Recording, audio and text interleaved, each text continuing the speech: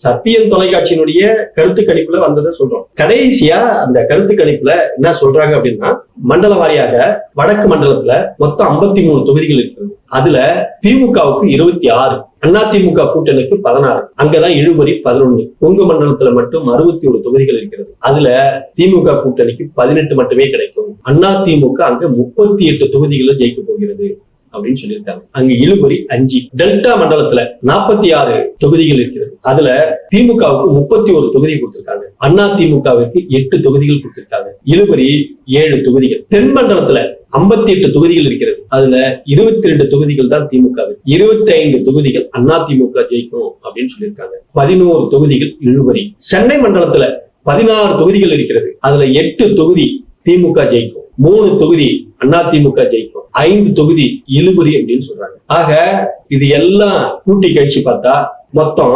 105 தொகுதிகள்ல திமுக கூட்டணி வெற்றி பெறும், 90 தொகுதிகள்ல அதிமுக கூட்டணி வெற்றி பெறும்.